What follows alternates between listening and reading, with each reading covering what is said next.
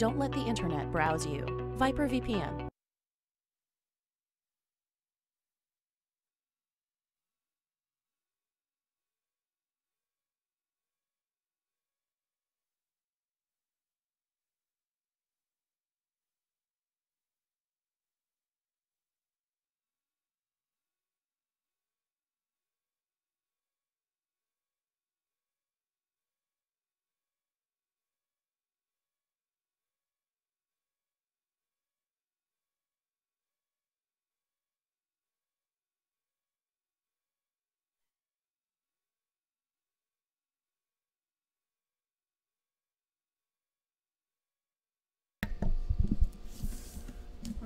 Okay. Hello, humans. That was the view of the Pacific Ocean. I'm going to take a quick second here. And let's pop that up. Okay, guys, let me know that sound is all right, please. And any video issues. Okay, guys, I've got the chat. Okay, we're 5 by 5. Okay, good. I will put chat away for a minute. Okay, so this is a particularly interesting little talk in at least anticipating it here. Got to get my notes. First off, a disclaimer. Nothing I'm going to say here is going to be financial advice. It'll be a general discussion of things economic and things financial and things fiscal and woo-woo, as well as recent historical patterns that I've been analyzing for months. And none of it should be taken as an indication of where to put your money, what to buy, or any of that sort of thing. So the point of this is a discussion about why I'm not doing a report for December, what I've learned in analyzing the data for all of 2018, and specifically for certain changes relative to year over year, and how the data basically got screwy or hijacked. Okay, it's a conspiracy theory, right? I'm making a statement that I think that it was hijacked, or at least redirected or manipulated or polluted with some deliberate intent. Not just at me, not at my system, but my system picked it up, and it was a side effect. It polluted my data, but their goal was probably something else entirely. So I'm going to switch us over to some charts here, let you have a second to have a look at it, and then start discussing some of the stuff I've found out. So disclaimer aside, all right? So this isn't financial advice, but I've been analyzing financial data and plotting it against the influx of my web scraping linguistic data and covering a period from March of 2017 through to this date. And there have been some marked changes that I can now pick out. Now, I should have anticipated it. I should have caught it while it was occurring. I thought I had caught something in October, November-ish of last year, but I was obviously seriously afflicted with the disease state I was in, and that undoubtedly affected my energy, time, and mental power to pick up on some things. Okay, so I was snookered, along with in the sense that things happened to the data that I wasn't filtering out, that I wasn't catching in real time as I had in past years. And I can show you this on my first chart here, which is we're going to be dealing with a Bitcoin to USD crypto chart. And we'll use that chart for the entirety of this talk, and we'll use it as a backdrop.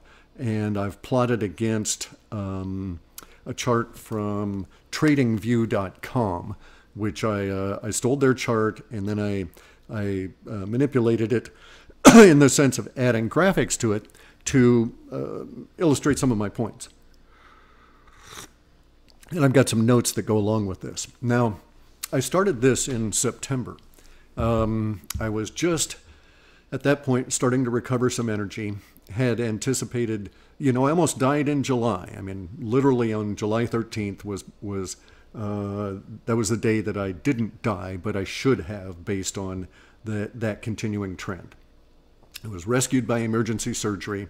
I recovered over the rest of July and August, and it wasn't until August that I was able to think my way out of the anesthesia amnesia, they call it, because they do all kinds of things to your mind in order to have you not remember anything as traumatic as the kind of surgery I went through. And I'd have to say that I'd had maybe a 4-year run with what they diagnosed as breast cancer. And it was very painful, but the stuff I went through from 2015 onward was the most excruciating pain I could imagine, and it was not caught by any of the hospital. 3 times in 2015 I almost died. I ended up in an emergency room, and they still threw me out or let me go that day because they couldn't find anything, and I recovered relatively rapidly. And it was because of the strange nature of the condition I had, which was intussusception. Anyway, though, so it seriously impacted me over 2017 and all of 2018 up until July. Then I started recovering, and then in August I started doing things to make my brain recover from the anesthesia amnesia and start gaining energy again. And so in September, early part of September, like the 3rd or 4th, I had the data. I dumped out the database in August and set up all these automated processes for the web scraping and the loading of the SQL Server. And then in September 4th or so, it was the 3rd or 4th, I started examining the data sets. And it was very peculiar, to say the least. Now, it was a good thing in a sense that I hadn't even really looked at any of the data at all through July and August, from the point from July 13th onward, because I saw everything with fresh eyes. Now, it also could have been the effect of the amnesia having wiped out so much of the recent past there, so I was looking at things all new again. And so I saw some things in the data in September that made me think something is not correct. And as always, just the nature of who I am, I assumed it was my fault. You know, universe has taught me most often it is my fault. So I look there first, right? I'm efficient. I want to find the fault right away and get to it. It's like debugging. So I had assumed that it was my fault, and I started looking at my code to see what could have changed relative to the data. Now you have to understand that the data sets on the outside are web scraping. Okay, they come off of URLs, they come off of websites, all different kinds of websites, many of which are run by JavaScript and don't have really HTML other than a couple of headers, and it's all propagated out in the form of post commands from the server. So these websites can change underneath my data set, even if the structure of the site was well known and everything. And so my processing changes continuously simply because everybody's changing their websites all the time, and they may add in advertising and things. And so my program's smart, and it knows if there's advertising to discriminate and get it out of there. But some of the sites it would go to, the advertising is buried in within JavaScript, within JavaScript, within JavaScript. And so it takes it some time to process through all of this and then weed through on some of the advertising. And it means that particular page is being processed in a different manner than it had been in the past. And just because I'm thorough, and because HTML was ever so much more static in the in the late 1990s when I started this off, in the early 2000s, there was very little JavaScript propagation of complete web pages within scripts, within scripts, within scripts. And it was mainly static HTML. So I did the processing such that I would know if the web page had changed since the last time I'd swept through it, or if the processing had to change because of some underlying, you know, the URL wasn't there anymore or whatever, right? So some of these things made a big difference in how the data is processed. And when I started looking in September, I started seeing that a ton of the, I mean, I could not say it, I'd have to guesstimate maybe 45% more websites are being processed differently than they had the past run because of elements within those sites themselves. This is huge. You know, it's 45% over the vast majority of our sites is pretty large. I mean, usually 14, 15% maybe in a standard run. In a really good period there where we had the 408 to 428 loops, within those pages, or within that report, I was running at a very low 6 to 9%. And I assumed, I just internally made the assumption, oh, we're starting to level out. Maybe we'll just get at 6 to 9% from that point on, and everything's going to get in the groove. We'll get into a flow. It didn't work out that way. The reason it didn't work out that way was this damn election bullshit and the fight between the deep state and the rest of the world. When they, okay, so conspiracy warning, all right. It may have been that the Blue Chicken cult, Corey Goode, Blue Avians, Gaia TV, David Wilcock, and it may have been that all of that was promulgated in some form by the deep state. Now, the actors in that drama may have no knowledge that they were useful idiots for the deep state. But it's my opinion that the deep state analyzed what was going on if they didn't plan it. Okay, they could have planned it, found the useful idiot Corey Goode doing shit, put money underneath him and David Wilcock and Gaia, and off we go. And that was where I really tumbled into what was going on the woo-woo side within the data sets. And I should have thought at that time, of course, my excuse being that I was very ill, I should have thought about that time in 2015 that, oh, maybe it's extending over into, or maybe it will at some point in the future, extend over into the financial crypto kind of thing. Didn't occur to me. I thought it was isolated to the woo-woo stuff. However, those same patterns of disruption, disinformation, and promotion of promulgation of the disinformation. So somebody's paying for disinformation to be made public, and then they're also paying for other people, other useful idiots, to pick up on that information and put it out all over the place so that that disinformation spreads in a seemingly organic manner. And I've tumbled to a lot of these patterns in my recent analysis. Now, my analysis has been going on really heavily in November and October. I mean, I got into some of the serious math involved, had to write a bunch of new programs just to examine the algorithms that I had set up and why those patterns were failing. And so here's what I think has happened. Okay, again, a conspiracy warning here. I think that CIA, Deep State, NSA, whatever the hell we want to call them, found a useful idiot in the collection that I called the Blue Chicken Cult.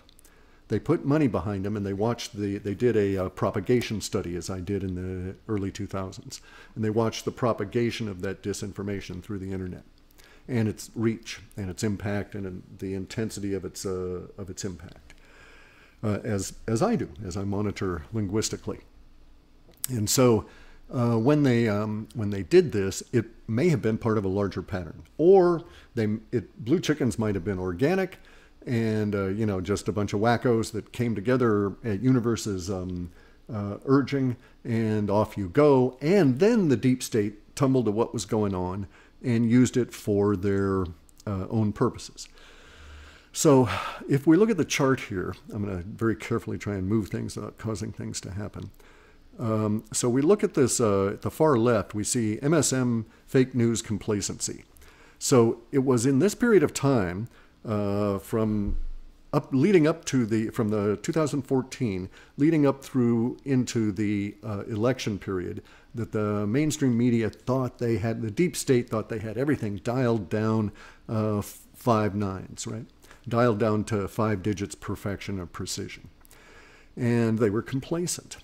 And they were ignorant, and their ignorance and their complacency fed back to themselves, and the MSM and all of the deep state and its progressive push failed, and they were like blindsided when the Trump and the populist revolution took over. They should have seen it in Brexit, in my opinion, but that's neither here nor there. So anyway, they were in a period of complacency, and I've been able to track the economic data and the political data in that complacency period. I've been able to nail down the emotional tones on it very tightly, ran it multiple times. It was a period of good data sets for us, where we had some really effective production of predictions for cryptos that were, decent. I mean, to the point where a lot of people made a lot of money on them. And then things went wonky, okay? Here's the reason that it went wonky.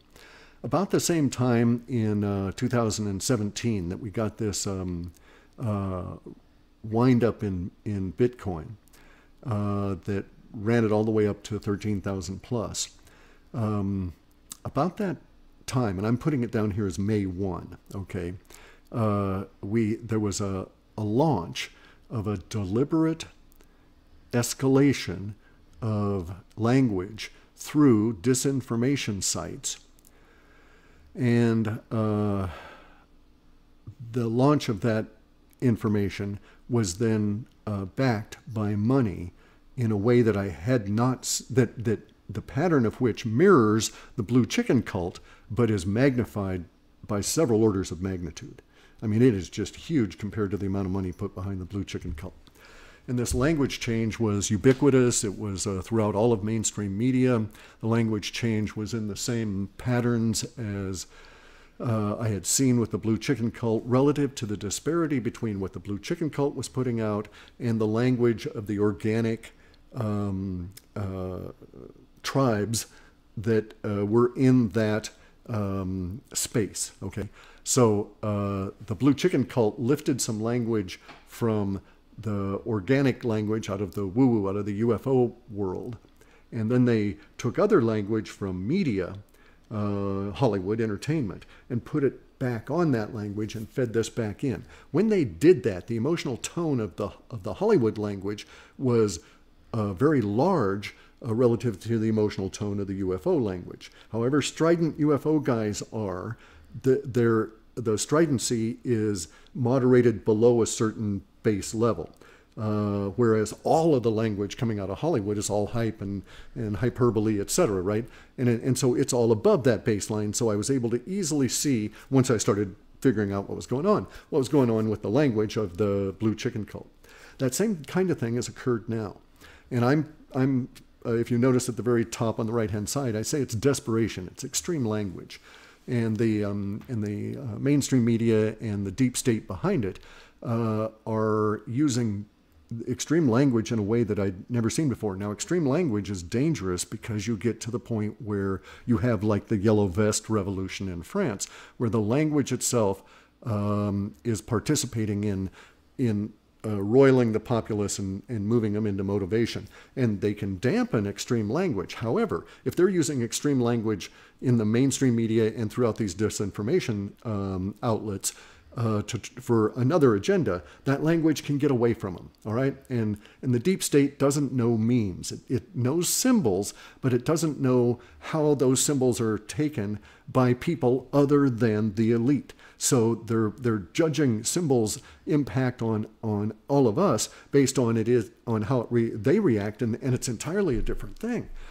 Which actually goes to the idea that maybe the elite are not quite human. You know, they're not quite like the rest of humanity. In any event, so we see this period of time. That's what I'm suggesting here, right? We see this period of time that begins about May 1 in 2017, where we start seeing the run-up in Bitcoin. Now, the language actually had been seeded back in... Okay, all right. So let me go back to that point. From May 1 to August 1 in 2017, we see a ramp up in the Bitcoin prices, an organic ramp up, in my opinion, that was slowly starting to be fueled by the extremity of language that the deep state was putting into their outlets for propagation. And then August 1, we see another big uptick in language, but it was negative language. That's that little dip after August. We had an extreme dip, not for Bitcoin, but an extreme dip in the language. And then as we get into October 31, Q Day so the first Q drop on Halloween in 2017, we start seeing the ramp up in language go hyperbolic, I mean exponential. And it was at that point we noticed we also get this run up in Bitcoin that began, and it was just way the hell off of the charts relative to the previous projections. I expected to end the year nowhere near the 13,000 mark because that had showed up as being in February. I didn't know within our data sets at that point that I was looking at a number that would be this like tail end of a plateau thing before the plunge down. Okay, it just said 13,000 in February, and I made some assumptions that were invalid. Nonetheless, we reached 13,888 on the combined Bitcoins in the middle of February, so it was accurate at that point, but it was not accurate relative to which direction the trend was going. Okay, so going back to August, pre-Q drops, all right, and pre-Q phenomenon, the language started changing in August. Now, the nature of the financial language, if you go back and analyze it from August through to the middle of November, is again reaching into hyperbole in a level that we don't usually see within the mainstream media. So the economic, the fiscal language was all getting whipped up, so to speak, right? And the extremity of it, the emotional impact, the intensity, not the duration, not how long it lasts, but rather the emotional pop you got out of that language and how they organized it, was scaling up from August through into mid-November. Now, at the end of October, we have the Q drops. We can make an assumption here, or I can talk about it this way. There, in a binary fashion, it could be that Q was legit or Q was some kind of a game. It doesn't matter who's running that game at this point, okay? If Q was legit, then I think it's been hijacked at this stage. And so now I think we can eliminate option number one, and we're concentrating on option number two, which is that something's gaming this, this Q language and the Q phenomenon. It could be that the deep state is doing the Q manipulation for its own purposes. Or it actually could be that anti-deep state forces are in charge of the Q language and have directed that for their own purposes. The Q language changes dramatically in early 2018. And so it was my supposition that Q was legit, had been shot in the head, and the trip code taken, and it was handed over to a group, a disinformation group from that point forward. This is all pertinent, believe me, okay? You're not going to believe what's going to be pertinent to Bitcoin prices as we go forward, and I've got another chart I need to show you. Again, it's the same chart, just graphicked up. So we see that I'm pegging here in, I'm pointing at the screen now, guys, but I'm pegging here as of August 1, where the cursor is. We start seeing domination of MSM, mainstream media, and their new emotional tone. And there's a slight dip, as I said, because they got their extreme language wrong for a little tiny bit, and then they got it correct. Or maybe it was deliberate. Maybe they wanted to take it down, and somebody wanted to harvest a few coins so that they could write it on up. Anyway, and then they go. And so they take the price of Bitcoin up. So it was manipulated. Now, backing that manipulation was actual Bitcoins from Mt. Gox, which we didn't find out until early 2018. So there was actual physical, not physical, but you know, manipulation of the Bitcoin price through Bitcoin acquisition and movement and so on, right? They pump the price up and then they crash it after the first part of January by selling in these Mt. Gox Bitcoins and flooding the market, so to speak, in order to drive the price down. So we're looking at here with this big spike that goes from August 1 up through into 2018, and then the drop, it goes up into, hang on just a second, gonna have to take this.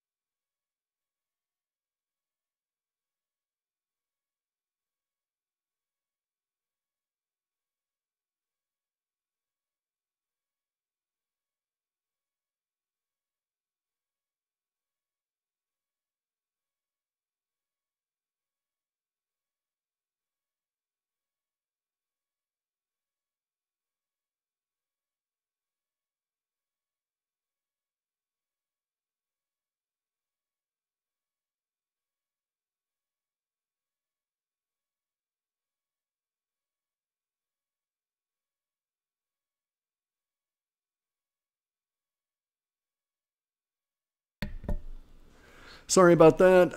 I hope our sound's still good, guys. Are we still 5x5 on sound, please? Can someone just splash in 5x5? I can see it scrolling past if we do that. We should be... Okay, didn't mean to... all right, we're good. Okay. So here's the thing. So it doesn't matter insofar as the discussion I've got here as to what's going on with Q, right? Who's running it, whether it's a group or any of that. I can just simply say that after the trip code was hacked in December, through this like 15-day period of time, there was like a battle over the trip code, and then it was moved over to 8chan. From that point on, the language changed. And I wasn't much interested because I couldn't track the trip code, and the language shifting from 4chan to 8chan really made me suspect something was up. But I didn't really pay any attention to it, nor fold it into any of this, until I started looking at some of these things in September. And then it was like, wait a second, shit ain't right in Whoville.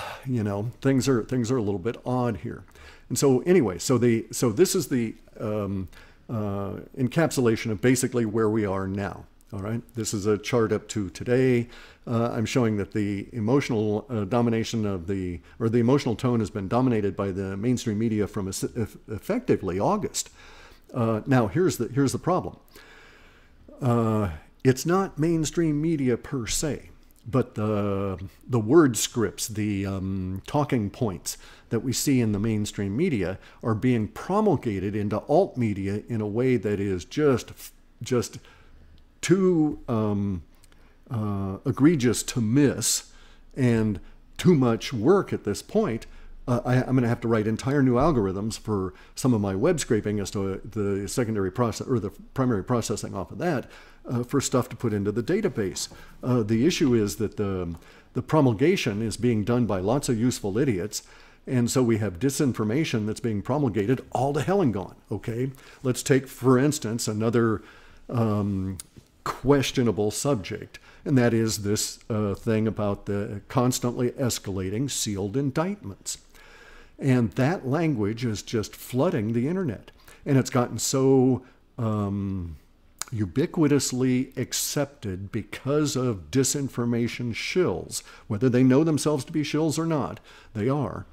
And it's become so ubiquitously accepted because it's been repeated over and over and over and over and over again. Now, one key thing is, you notice on these sealed indictments, the number never goes down. And sealed indictments constantly do that. Everybody and there's one single source document for this, all of this sealed indictment stuff, and it keeps showing constantly escalating numbers on a sheet of paper that has bad emails and Twitter handles and bad URLs. So I don't know how anybody that can claim to be a researcher could actually even accept it at that. Prima facie evidence says this is squirrely. And so you would certainly do a secondary evidence and see if you can find this same information in Pacer. And then you would go to Pacer and you would see that they're only picking up sealed cases, which 99.9999% are going to be routine business. It's not like like we've stopped our regular criminal justice system just because of this political investigation that's going on. Okay, so also, by the way, a new wrinkle in that is that you've got people coming on out saying that Huber, an attorney general out of Utah, has 470 individuals, and the implication is that they were newly hired just to work for him. That's bogus. It's bullshit. And this is a new wrinkle that's being put on to the 66, it's now 66,000 or higher. Last I heard it was 66,000 something in terms of sealed indictments. And this is utterly rubbish. But it's being promulgated all around and no one's questioning it, and nobody has any sense at all and ever goes to look at the actual Pacer documents. And it doesn't cost you that much, guys. It costs you 10 cents a page to to get access to that. You don't even have to pay money. You can go through Pacer to the US courts and get the information for free because they have to post it all on their systems that give their end of the month reports and so on. Here's the thing. A lot of guys don't know this, but there used to be a tactic in especially Masonic-controlled court systems where they would drag it out. Just drag it out, drag it out, drag it out, drag it out, you know, motions, all this kind of stuff. Well, the federal government was sued back in the late 50s, early 60s for those kind of tactics. And they had to, as part of that suit settlement, they had to come up with a mechanism for enforcing timeliness in the federal court system. And that further in the 70s and 80s was shifted down into the state and local court system. Justice denied is frequently caused by justice delayed. You know, the tactic of, oh, well, we'll just wait till the old guy dies, right? He can sue us only so long, then he'll die and we don't have to worry about it. That sort of thing from a corporation view. But from the federal government, because they were sued and there was all these suits against the government itself for basically constitutional violations, had to put in systems for managing the courts. Further, there were economic incentives for doing so. So the document being presented for these 66,000 indictments is bogus, and it's necessary to determine that so that we can follow the language effectively that's all around it and speculate as to what might be the point of that language. Now, I know that all that language with the 66,000 sealed cases, which there have indeed been 66,000 sealed cases so far in the period of time represented by that document. What that document does not tell you is that 65,420 of those have been opened and resolved, and they're done. So they're citing a sealed case back in January, but hey, that one was settled and done by May. They just don't tell you that. So they're also misinterpreting the evidence or misinterpreting the statements by the courts. Sealed versus sealed is not an indictment, and it does not involve the federal government. And even if it were true that sealed versus sealed, as reported by the courts, could involve the federal government and was an indictment, there have been 38 that have carried through in 2018. So it'd be 36 to 38 sealed indictments, if they were indeed indictments. Nowhere in there do we see the grand jury language, which is necessary for an indictment, except for being caught in a criminal act, right, you know, on the face of it. Those are handled through arraignments. Anyway, though, so let's get back to the charts here. So in 2018, we can add the transformation of the Q information. It can be good, bad, and even if it is controlled by the deep state, they're going to give you good information, stuff that pans out because they want to keep you following. The whole point of the Q thing is, at this point, it's actually being promoted in the sense of the language being moved into the mainstream media and kept alive through the mainstream media, even by denial and attack, because that's a good tactic. It's a false flag, so to speak, on information. If they want you to believe something, they'll attack it ferociously. Things that I almost called this talk here, by the way, Michelle Obama's dick, right? Because it occurred to me, those things they want you to tumble to, they don't really hide. They just don't ever talk about it, right? They don't deny it because denial is talking about it. They simply ignore it. And so throughout the entire 8 years, everybody in the mainstream media everywhere ignored Michelle Obama's dick. Okay, Michael Obama, that's his real name. Or I don't even think you can call him Obama. But the guy who was the first lady, our transgender dickful wonder for the Obama years, they didn't try and hide any of the exposure of that dick in photos, which tells me they wanted everybody to get used to the idea that there were going to be transgenders and gender ambiguous individuals that were going to be ruling over us. And they just basically, you know, and they also sent a subtle message when they killed Joan Rivers for mentioning it. And that is, you know who you're not, you know who rules you when you're killed for bringing out information about them. You know, in other words, those who rule you can't be criticized. And so it wasn't allowed. And she was a public figure at a certain echelon, so they had to pop her off. And that put the kibosh on anybody else at that level and above, bringing this discussion out into the open, which is what they want to avoid. Okay, if they brought it out into the open, then the issue of acceptance and the why of it becomes too painfully obvious. And they didn't want that. They just simply want you to accept that there's going to be gender ambiguous individuals that will rule over you, and get used to it, you fucktards. And so that's where we were at. Now, the issue there is, the difference is that we have Q could have just been ignored. They just could have let the mainstream media could have done just with Q what they did with Michael Obama's dick, right? Michelle Obama's dick. They could have just ignored it, never put it up there. Sure, have the pictures of people with the Q patches, but just don't reference it. If it's not referenced, it's simply not legit, and they're not putting any of their energy behind it. There's rules, energy rules, as to how all of this shit works. Anyway, so that's where we're at. The Q thing is being promoted. It's being promulgated. There's money behind that. They're putting space in mainstream media to be anti-Q, which tells me that there's a reason they want me to be pro-Q, because I'm anti-them. So it's like, okay, I understand what's going on there. Now, it doesn't mean I'm correct on that, but it does mean that there's that possibility, so I have to act with that possibility in mind. And form my paradigm with that possibility in mind, that I'm being played if I buy into the Q language, okay? And I had to form the possibility in my mind that I would be being played if I bought into the 66,000 constantly escalating sealed indictments. I can't wait for it to reach 100,000. That'll be really cool. We can all celebrate 100,000. Indictments would require just about 40 million people to be involved in the justice system just to handle that many. All the attorneys that would pile on in and all of this kind of thing. So, so it's totally unreal, but people are so ignorant because they've been made to be ignorant because of the quality of education here.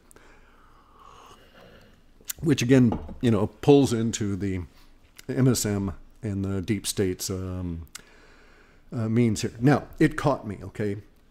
I was ill through this period here. I got extremely ill and had surgery in the middle of 2018. But the data pollution began before the December report and the March report and the July report. And it was actually really ramping up by July. And the disinformation and the way in which it was done, I can now pull it out, but I could not at that point. And I didn't understand it until looking back in hindsight and having to, as I say, write some new little snippets of programs to go on back and present me with comparison views of data sets, which I could then plot, and I could say, oh, okay, now I see where this occurred and what's going on, and I'm showing you the end result of that. And so we're going to move on to another slide here. Okay, so we're still within the domination period of the mainstream media. Because of I'm a little paranoid, and I like to have a big chunk of data from which to make an analysis from which to derive a conclusion. I don't have that about what happened in the 2-year hiatus of Bitcoin prices, the crash from Mt. Gox through 2014 and 15. Because it just wasn't discussed, and there's no way to historically get back at untainted information. So all of the information now about the Mt. Gox fiasco in 2013-14 has been tainted by all the words that have been piled on top of it since then. And it's not like I actually go through and read the reports, one by one. I aggregate all this stuff and the system crunches it up for me. So it's going to merge all of the kind of words, and I'm just not able to look at that. But I think we have a similar situation, right? I think we have a situation, and it would make sense as a conspiracy theory if you were attempting to influence the state of the Bitcoin market and the altcoins, and you were the deep state, that you would want to recreate the pattern that existed from 2014 through 2016. Or to about middle 2016. It allows you delay, it allows you control over it, et cetera, right? Now, the reason that I say this, that they might want to do that, is because of the sheer level of adoption that can easily be tracked. And that adoption can be tracked in any number of metrics, but let's just choose jobs. The number of Bitcoin jobs and the amount of people amount of companies trying to hire individuals to do blockchain kind of work, as well as the salaries that they're paying on them and the persistency of the headhunters, is very reminiscent of earlier tech booms, but a very consistently growing way. So if we were to look at blockchain as a push in terms of the language, in terms of the hiring, rather, not the language, but the hiring, then we would be in maybe 1997 or 1998, and we would still have the hiring booms of all of 98, all of 99, and 2000 ahead of us. We're ramping up in a serious way, but it's also very undeniable. I mean, I've got, hang on a second here, let's see what that worked out to. Jobs, the number of jobs is up 940% for blockchain-related computing in all categories. Okay, so this would be even, this would include personnel managers being hired to manage specifically focused blockchain teams. Okay, it would also include marketing people to sell software related to blockchain stuff. So it's not just programmers, but it's up 940% over the last 18 months, and shows no sign of letting up at all, which is, I mean, just staggering proof. And then you start looking at who is actually doing this. You know, Amazon's got blockchain projects going. And some of the cool stuff about that, I mean, Amazon I keep getting referrals from a number of different headhunting outfits and this kind of thing to try and get me to go and talk to Amazon and take a blockchain job. And this is escalating, not just with Amazon, but I mean places like weird places. I mean, aircraft manufacturers, not just banks, right? All different kinds of networking application guys are interested in blockchain. One of the big things now is the potential impact of cloud computing on blockchain through the, I don't know how it's pronounced because I'm not around them anymore, but the Kubernetes or Kubernetes design, where you're spreading information across potentially thousands of servers, but looking at it as though it was on one server on one directory, and that implication on the blockchain. They're hiring specifically for that. So it's not like blockchain's going away. So the current depression in price, now bear in mind, we scaled up to 13,000 way ahead of where we should have relative to my data, but the general trend was in an up move all the way through into what I had termed sci-fi world, which the long-term data sets had said was going to bust out in 2020 and dominate us in terms of everybody trying to get into the sci-fi application or sci-fi industries from 2020 onward. But those next 3 years, 2020, 2021, and 2022, would just be frenetic activity. China, US, any place you can name, right? And then it would take 15 to 20 years to spread out to the rest of the planet and go off world. So let's have another sip of tea and we'll go on to the next one here. I'll let you have a minute to have a look at the chart. And if you're viewing this non-live, you can always stop it and go through it totally. It's the same chart, it's just been shifted such that we have a blank space for doing some projections here, okay? Now, once again, the disclaimer. This is not financial advice. This is projections on data that I've already told you was polluted, that I think I've been able to tease out some interesting level of information from that data. And I probably could have written a report from that teased out information, but I've decided to hold off and see how some of the temporal markers I've got that extend through into February pan out. If they do pan out, then I'll figure out some way to issue another report in the February to March time frame. If I'm allowed. There's also that. Okay, I don't want to come up with regular woo-woo guy persecution complex stuff here, but there's a resistance to my work, okay, that I'm encountering at officialdom. And they're pushing at me in all these weird little ugly ways.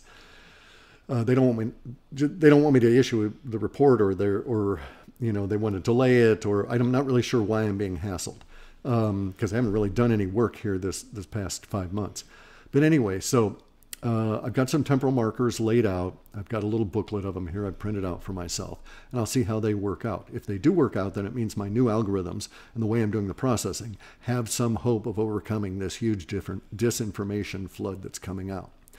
All right, so some of the things we can look at, we can start in on the top there. Everybody will see that we've got the Bitcoin halving in May of 2020. That's a big deal in the data sets, has been for like 5 years. Why that halving over any other one, I don't know, but it was. Now I think I have some hints. At the earlier time, I did not.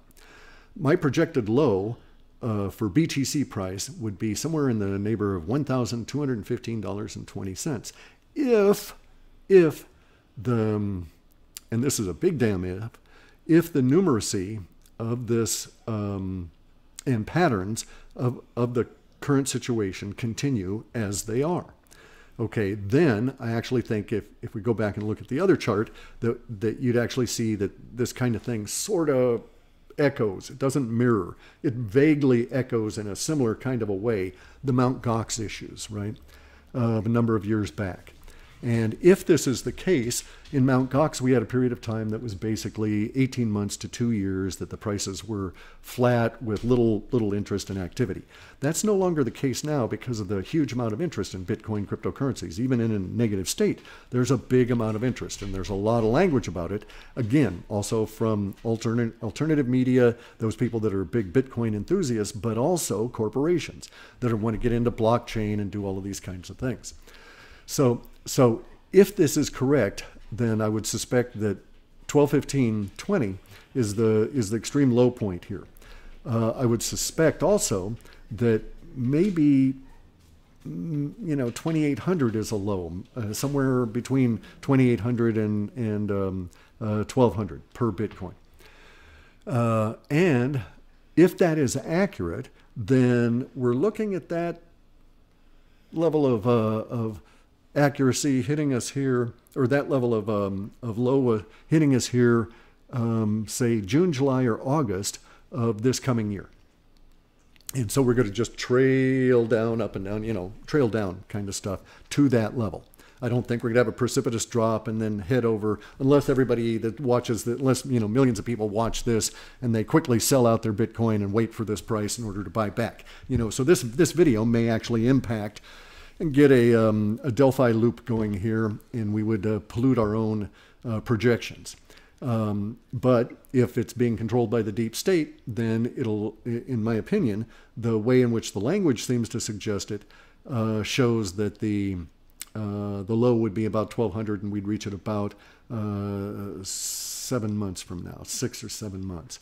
And then from that point on, it's going to be really freaky, okay? Because I've got panic and panic to buy. Panic, it's like, I got to get a Bitcoin, I got to get a Bitcoin. And this is not being driven by Bitcoin. It's not being driven by the Bitcoin price per se. It's being driven by external macroeconomic factors. And it starts hitting us in August of 2019. And the interesting part of this is, okay, so we'll get back to the interesting part of all of that. Let's just continue with this for a second. So the panic language escalates to the point of impossible. And it's impossible to buy Bitcoin in a period of time,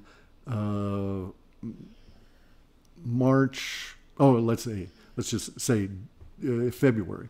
February of 2020, the data shows that it's basically impossible to get hold of Bitcoin. And so the price escalates beyond all of our understanding then. And this is part of the issue of the halving and that hard deadline, so to speak, approaching. But it's also being hugely driven, according to what I see in the data sets, by these macroeconomic factors. Now, this is difficult to explain, guys. So let's go back up to the top of the chart and read down past the projected low there. You see these two little blue bubbles, bluish bubbles. One has harsh and brutal winter, and the other has deadly fatal winter. And that winter is a lot larger. Huge, these are like word cloud compressions. So harsh, brutal is describing what we're going to undergo this year. The deadly fatal winter is for the winter of 2019 into 2020. And that'll be participating in a lot of these other macroeconomic factors that are going to be hitting us.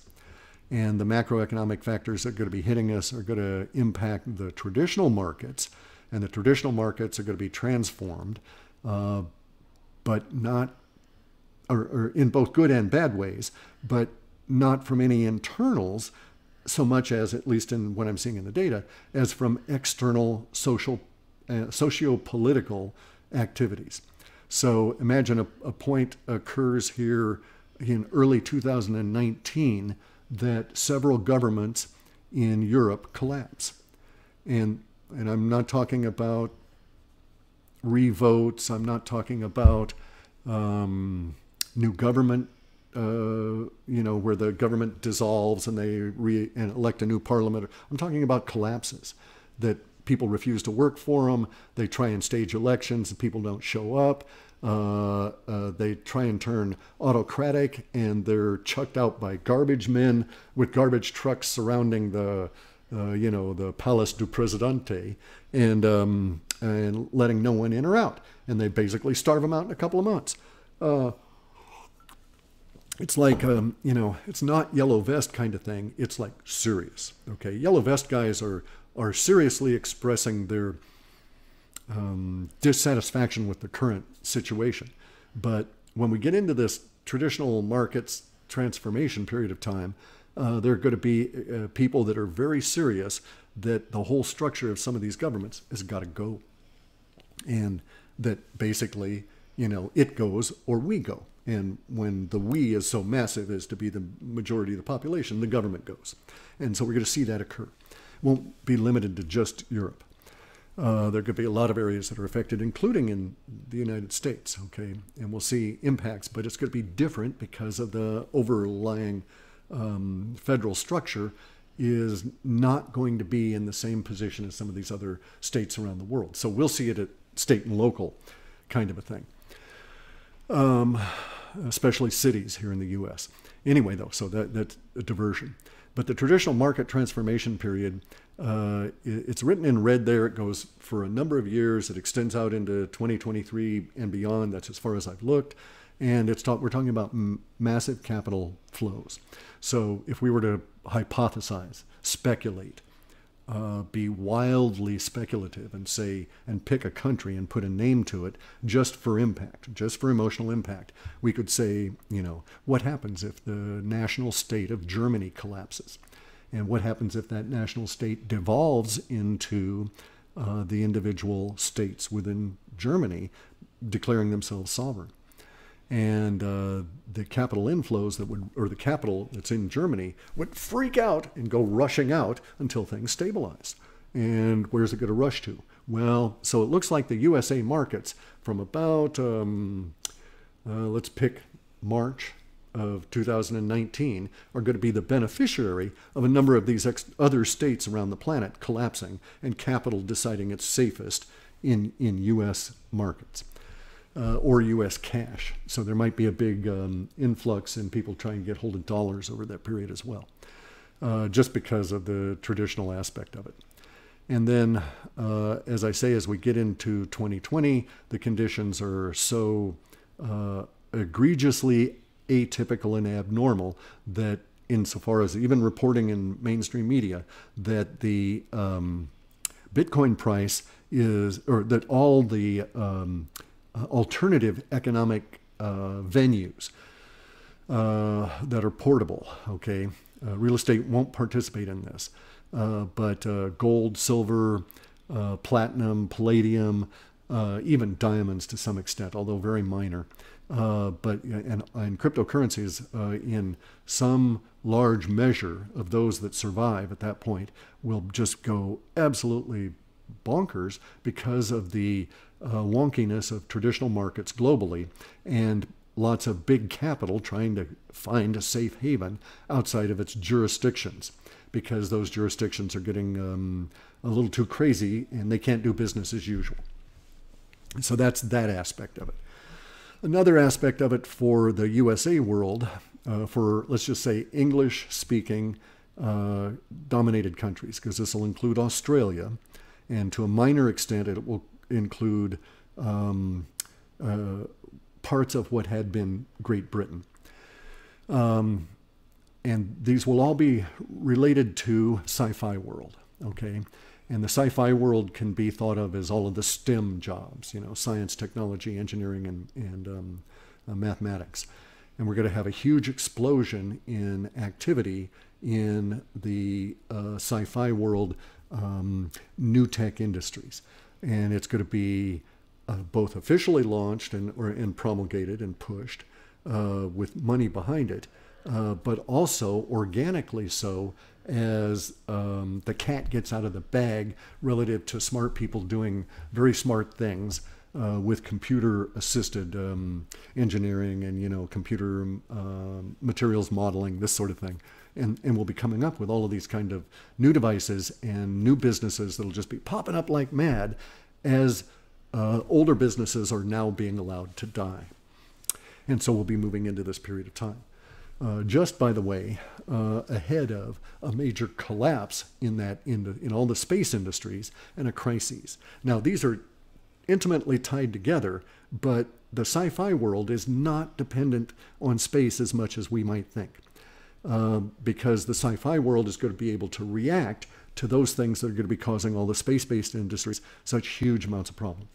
We're going to get a couple of major satellite collisions with debris, and then the satellites become debris themselves, and it's going to get just terribly complicated, and we won't be able to do things in space for a number of years until sci-fi world pops up with a solution. At least traditional space, right? I'm not counting the woo-woo space, secret space program and that kind of thing, even though they will also have big problems navigating through all of the debris and stuff. But it looks like maybe 2023 to 2024, we actually start implementing an effective solution to the major problem we've got there. I guess I'll just call it, I'll come up with some word for the problem, but it's too much debris in space, basically. We won't be able to put anything through this canopy of debris. And then the canopy of debris is going to get even more fierce because of things that will happen energy-wise. So the recent wave that went through the planet on November 11th actually propagated out into space. And it will be other waves like that, both out from Earth and then in from space, that are going to cause this layer of debris around the planet to become very unstable, much more unpredictable than we even have at this point. And it'll get to the point where we won't be able to predict for safe launches. We'll have a number of launches that will just be blasted into further debris just by trying to get up there. And then there will be a hiatus, and it looks like 18 months to 2 years, and we'll come up with all different kinds of solutions. And then at the end of two years or so, which is like the 2023-2024 period, we will actually be implementing those solutions in space. And I don't know what they are, how bizarre they're going to be or whatever, but they're part of sci-fi world. And sci-fi world is going to start piggybacking on new understandings that we're getting about our previously reverse engineered space alien technology. So we've grasped the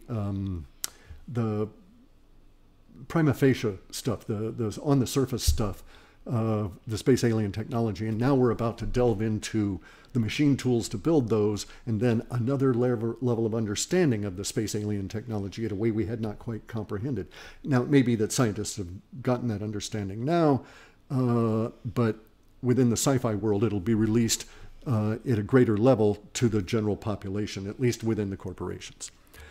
And then it goes from there. We start hiring people to do, job titles we can't even imagine at this point. And then we got to keep hiring more people. And no, a lot of this stuff can't be done by robotics because they're too expensive for what we need to do.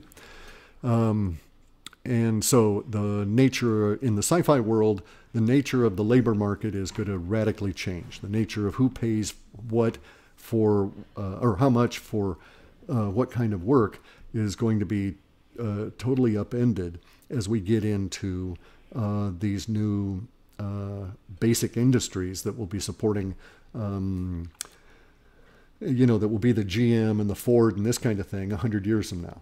Those guys will be formed over this period of time, this little purple band there, the sci-fi world, as part of major social changes.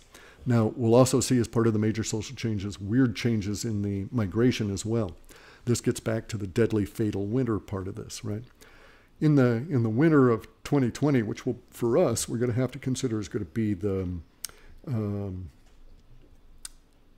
begin in Australia in our summer. So in July of 2020, when they're in their winter, we'll know for sure that this temporal marker is accurate because it'll be on that leading edge of the blue, and they will be having horrific winters like never before seen in the southern hemisphere. That will be so impacting as to cause macroeconomic issues, mines shutting down, crops being destroyed, mudslides, rivers changing course, all different kinds of issues in those areas that are affected in the southern hemisphere. And then it'll move into the northern hemisphere, and we're going to get into the deadly and the fatal aspect of it. Lots of people are going to die because of the conditions that will exist in that winter. And it'll be an issue of, not being able to maintain electrical grids, networks, not being able to get heat to people, emergency relief convoys and emergency relief convoys to whole nations that'll be put together, not very well, but will be put together reasonably fast. And we're talking about, ships, giant ships trying to get fuel and stuff to major cities just to keep them going until the weather will break. So it's going to be quite the terrible winter. And we'll have to get ourselves, as well situated as we can for that and then endure it. But that winter is going to also be a major impetus for this huge area of social change that feeds into the sci-fi world. Now you notice that little orange area there, okay? The orange area on the purple bar.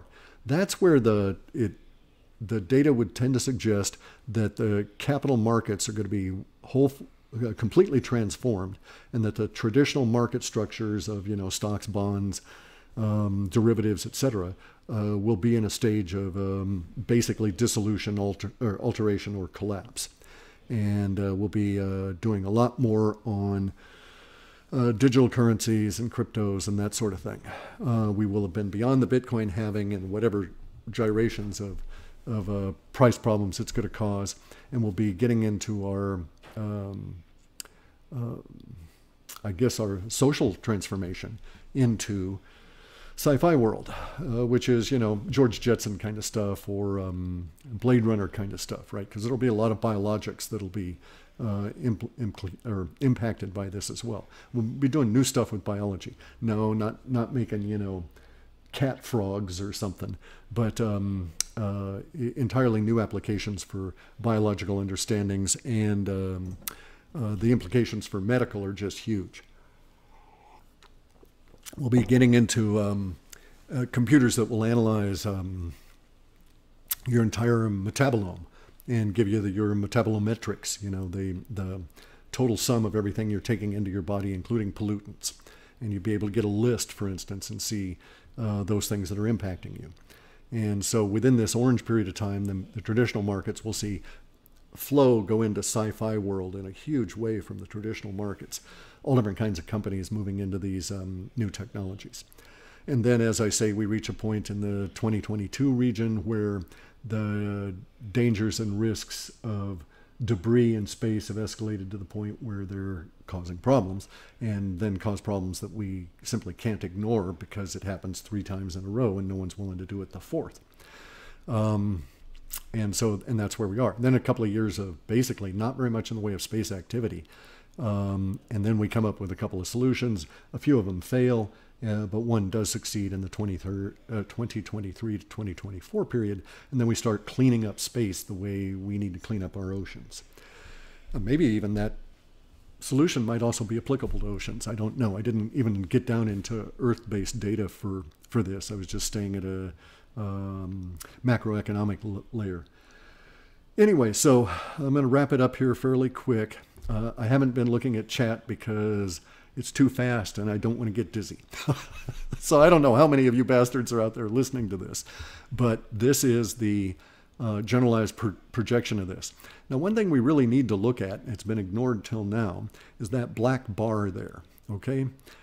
The dominance of the emotional tone, that's what EM tone is, by the mainstream media. And this includes the propagation to all the useful idiots that are in alternative media that pick it up and become pro or anti whatever talking agenda is being put out. That appears to have a hard stop as of the 1st of March of 2021. That's why that little dashed line is there. Thereafter, in the data sets and the projection for the long-term language, mainstream media is in no way dominant, doesn't even appear to exist in a large form. This could be due to any number of different conditions, and I could even be misreading the data. But nonetheless, it appears that as of that point, broadcast media, as we understand it now, dominating the official tone with their, quote, reporters going to things like, political events or, White House kind of press briefings. After that, it's not the same world, okay? And so that might change gradually over the course of 2019 and 2020, or it may be a very sudden condition that occurs as a result of these things. But again, the mainstream media dominance of the emotional tone is going to shift due to the sci-fi world emerging and wholly new technologies for accomplishing all different kinds of tasks, including communications. And so we look at the last thing I wanted to bring up and focus on here is that green line for Bitcoin, from the projected low up through some unknown high. And that line may be hugely elevated, but we're going to go exponential at some point because the word impossible, or the phrase impossible to buy, impossible to find, impossible to locate at any price. Those kind of things are showing up. And so we'll go exponential for some period. Might be a couple of days, might then crash, I don't know. But in that period of time, it's going to rise up very radically. And this, I think, is the period of the upset of the pattern.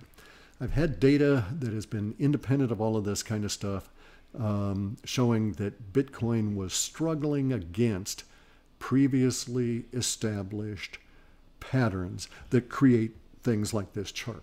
Okay, so the underlying chart, as used by the chartists, there's going to be a fundamental shift in the kind of data that comes into that, and it's going to cause a break to previous patterns for Bitcoin. I had expected that break to have occurred already with the 13,000 pump up in December, but the language is still showing up with this thing in the future. And so I'm putting it there as part of as the break with the pattern, because I do have data going around the idea of impossible to find, impossible to locate, impossible to buy. And thus people just keep escalating the price because they want the stuff, because there's a social economic need to have it. And so there's a lot of need language, not want, not like, not wish, but need. There's also a lot of language where we see between the X for the BTC impossible point and the line down below it here for panic buying. In that area right in there is where a lot of the language of sovereign settlements, Bitcoin being passed between countries to settle huge debts kind of thing starts showing up. Not that they're going to do it then, but that is part of the impetus for this, right? And it may be at that point that, if the German government collapsed, for instance, and Germany separated into its individual sovereign states, what does that do to the euro? Would you accept a euro without sovereign federal Germany at the helm, basically? A lot of capital guys might really question that sort of thing. So there's a lot of questions that arise in all of this. Now, all of this is admittedly and definitively stated being derived from data that I know to be manipulated and polluted. And I've just done my best using my existing technology and some new algorithms that have analyzed that pollution. So I thought I was able to screen some of it out to go through and do this. And so I ran the regular processing for a report, but until I've got those temporal markers that I've laid out through in February, I'm not inclined to do one simply because I can't validate that the algorithms are accurate. It's not a case of like the early days when I had to write new extensive code, because in those days what I could do, I could check against my data sets in a real-time fashion and do some debugging and watch it. Now we're looking at some very complex fourth and fifth order processing of existing information, and so and it's in huge volumes just to be able to get out something that doesn't have all of the MSM disinformation pollution. And so, for instance, my processing throws out any articles that are bringing in language in which I find any of that sealed indictment crap or any of the Q stuff or any number of these memes that are being projected out. A number of them have failed. They've brought out, Deep State's brought out a number of memes in the past, 5 or 6 months, and I can see that a lot of them have just crapped out. No one's picking up on them, and they're just sort of languishing. It's interesting what is and what isn't being picked up organically. And so that's why I think a lot of this is not the deep state paying disinformation agents so much as it is they are putting out a lot of chaff to see, or chum, to see which useful idiots consume it and then pass it on to the rest of their audiences. So no, I don't believe that anybody is actually paying Simon Parks, this British woo-woo guy that thinks he was raised by bugs, that his mama and papa are bugs. I don't think anybody's actually paying him to state that there's, 40,000, 60,000, whatever, sealed indictments. I think that he's doing that for his own internal purposes in promulgating his work and his channel, and he thinks it's a safe bet to repeat and amplify. Okay, so a lot of this is amplification by useful idiots, and I've been able to screen out a lot of that. But but it's been very brutal on the data because those memes are so widespread. Huge areas that I'd been able to count on getting base data from, I just can't anymore. And I've had to eliminate them. I've had to restructure all of my hot site lists and this sort of thing. So it's been actually very interesting. I've been ill. I've been trying to do recovery, build my body back up. We got contractors here. It's just not been a good time to do concentrated thinking and going through the data for a report. So it was a good time, though, to do analysis and to write these routines.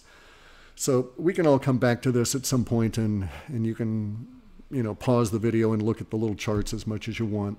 The little red line at the bottom there, I drew it and put a dip in it because it's not going to be straight down to that point. I have no idea what the choppiness part of this stuff is going to be involved with. However, if I were inclined to do trading with the intent of accruing a great number of effective, good alternative coins and tokens, I would personally, I'm saying no one else, but I personally will be looking in that period of time where there is that red line as my buying opportunity. And so this is not financial advice, because I'm obviously a lunatic. And so you don't want to take the financial advice of a lunatic, which eliminates most of the people on mainstream media, everybody on CNBC and MSNBC, because we all know they're, absolute batshit crazy. And that's even worse than being a lunatic. A lunatic, by the way, is someone who's influenced by the moon, whose thoughts are influenced by the moon. So that's going to, wax and wane. Whereas if you're batshit crazy, that's a straight line to hell. So anyway, so I'm going to get off of that for a second and do a wrap up here. And so taking an hour and some minutes here. Let me just see if I've got anything left I wanted to go into. So the emotional tone that the MSM is promulgating is getting increasingly desperate. I have this thing I call an intensity factor. It's a numeric representation of the, hang on a second, dog's disconnecting my computer here.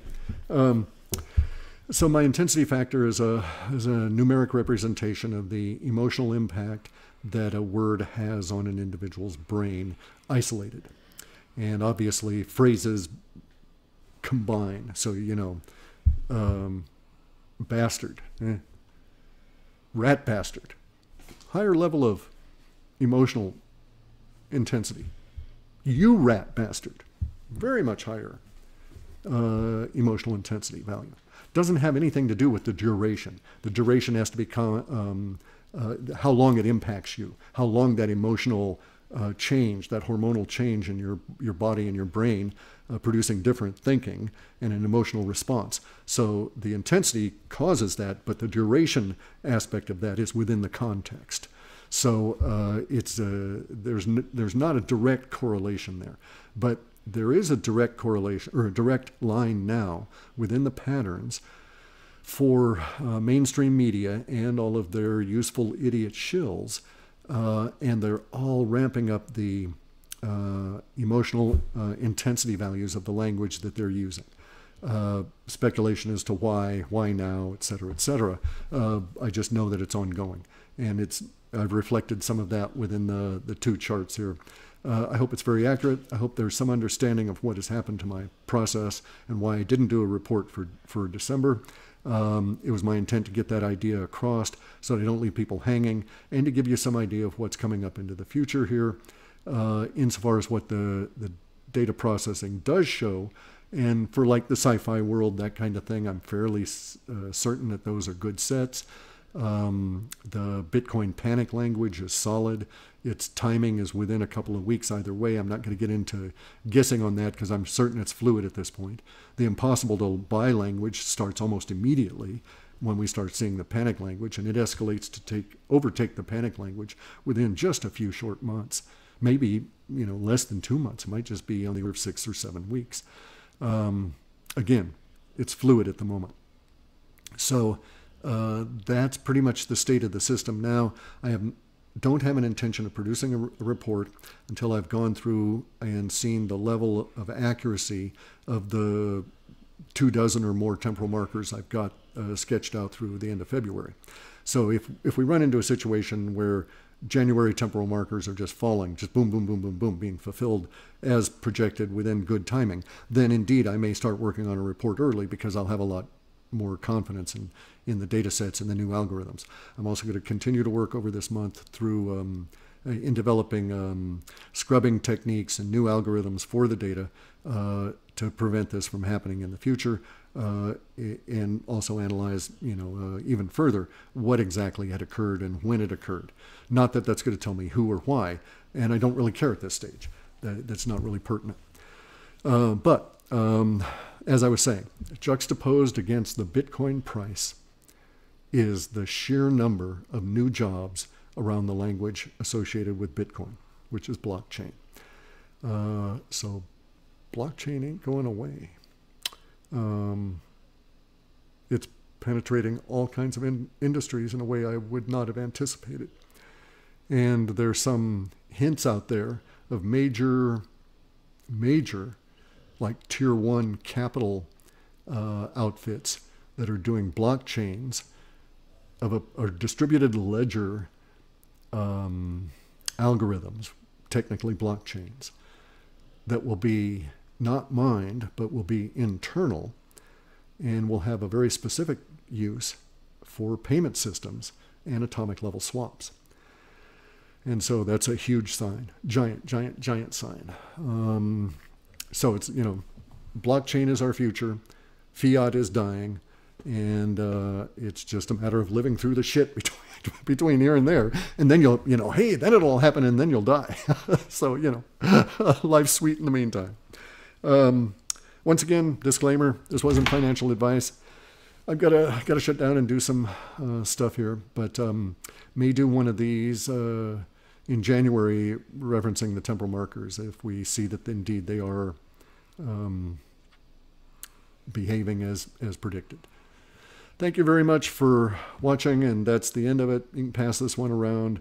The charts can be used for what use they are as we go forward, and you should be getting a real good indication on the second chart as to the accuracy if we see that we're pushing into the 12-15 range, and then it holds there, and then we start heading up after that period of time. But it'll be it's going to be a interesting 2019. Not so much because of the Bitcoin action or because of new inventions in blockchain, but because of the macroeconomic factors that'll be pushing on all of that. Bye, guys. And